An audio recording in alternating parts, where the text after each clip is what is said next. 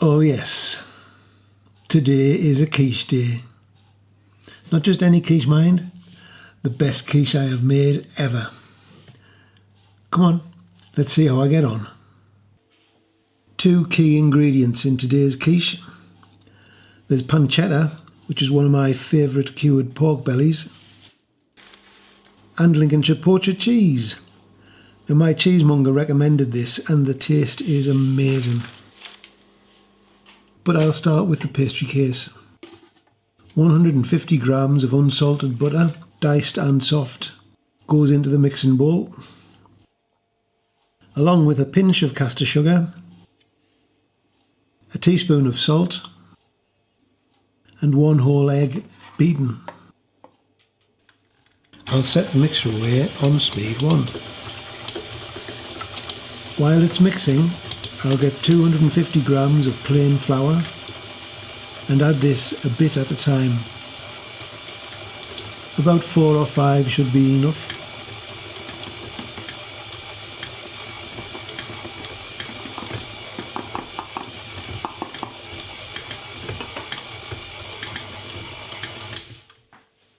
Then I'll add 1 tablespoon of milk, or maybe I'll spill some on the work surface and wipe it up.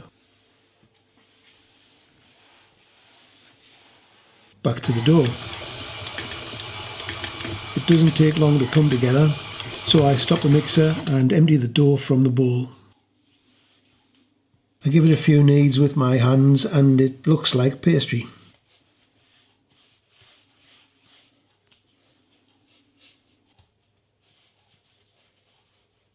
So I'll cling film it and rest it for 20 minutes in the fridge.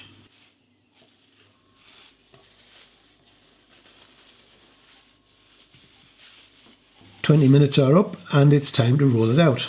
The feel of the pastry tells me that it's quite firm, but it's not enough to make the butter harden, and I can get straight on with the rolling pin.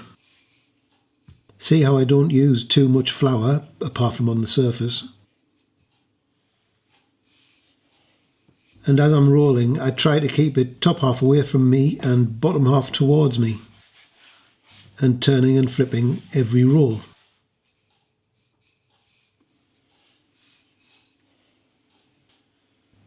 The flan case I'm using is 20 centimetres diameter and 2 centimetres deep. I'll keep the flan case ready for measuring as I'm aiming for a crust of about 4 millimetres thick.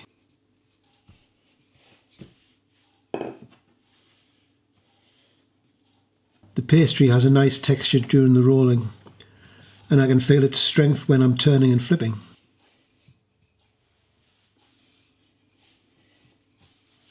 Measuring with the flan case tells me the pastry is ready.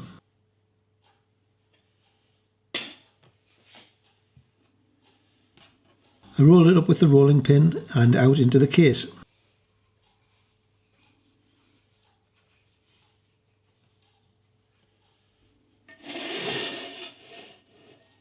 There's no need to line the case with paper or butter, as it's a non-stick flan case.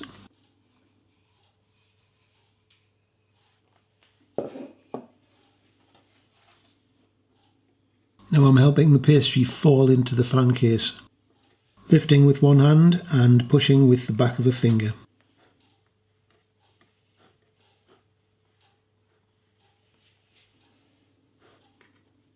Now I'm pressing the pastry into the sides of the case, making sure everything is a tight fit. And it's back in the fridge for another 20 minutes. Another 20 minutes is up and the pastry case is out and onto a baking tray for blind baking. I've got the oven on, preheating to 190 degrees centigrade. First I'll duck it with a fork, as this will help stop the pastry rising. Next, I'll take a sheet of parchment paper to cover the pastry and I'll pour in my baking rice.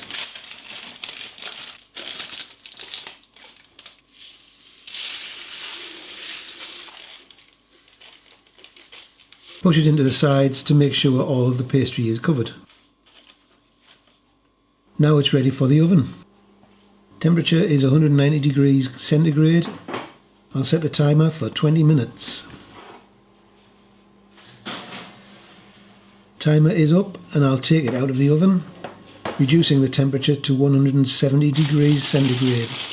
I'll carefully take out the baking rice and then put it back in the oven for 15 minutes.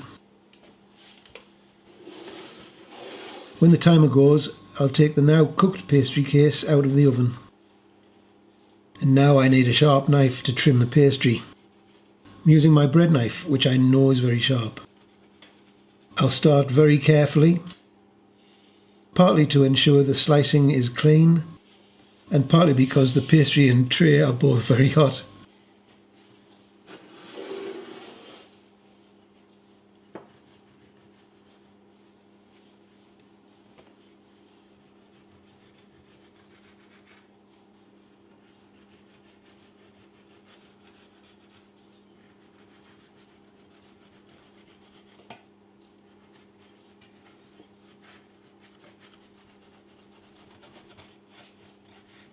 As you can see, it's becoming easier. And eventually it's done. One almost perfect pastry case. I'm quite pleased with that. There are a couple of quite large bubbles in the pastry. I'll just have to be more careful with the blind bacon next time. Now I'm onto the fillings. Much like a quiche Lorraine, or maybe it is a quiche Lorraine, I'm using pancetta, which has been cut into lardons. By the way, if you can't get pancetta, just use some cured pork belly or streaky bacon. And yes, I am using a white chopping board. I think I might buy some proper coloured chopping boards.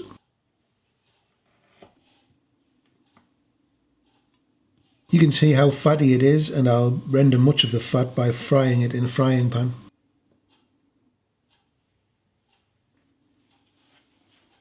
Okay, the frying pan is on a medium heat and I put the lardons in, checking that they're all in contact with the pan. No oil or butter is required.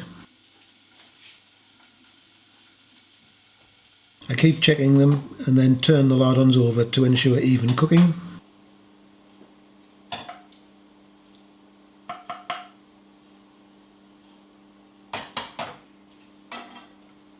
I then scrape them out of the pan and into a sieve to drain any fat.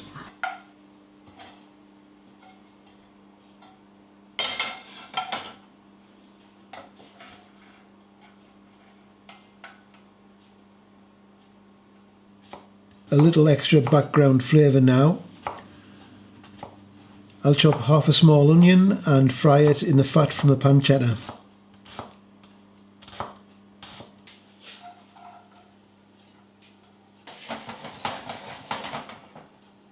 It'll take 4 or 5 minutes and then they can be emptied into the sieve too. And now for the custard.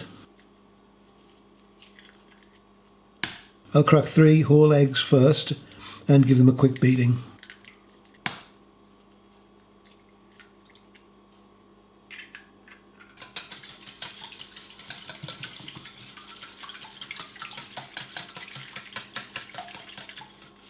Now the cream and the milk. Well, a little more for the cream and the remainder topped up with the milk.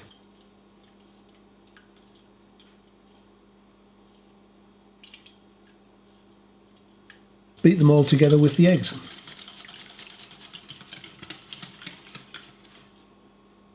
Now I need to mix in some cheese. I've been to the deli and they didn't have Comté or Gruyere, but he did have Lincolnshire Poacher. A bit like Comté, but stronger in flavour. I bought a block and grated about 50 grams into the custard. Season with salt and black pepper. Not too much salt because the pancetta and the poacher bring their own salt to the quiche. I give everything a mix and that's all the ingredients to hand. In with the pancetta and onion, spreading them about nicely.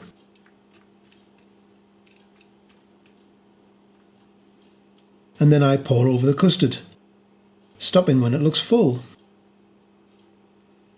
I'll grate about 10 grams of cheese over the top of the quiche, and that's everything. it's ready for the oven. I've preheated the oven to 160 degrees centigrade and I'll pop it in there for 40 minutes or until it's all set. So 40 minutes is up and I can tell it's cooked by giving it a little shake. It looks like a beauty. The quiche has had about 45 minutes cooling time. I'll take it out of its flan case and now the first slice. It smells wonderful and the pastry looks perfect too.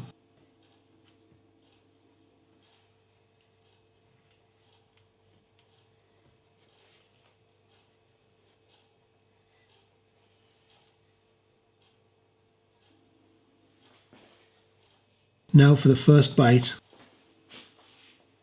Did you see it wobble when I picked up the slice?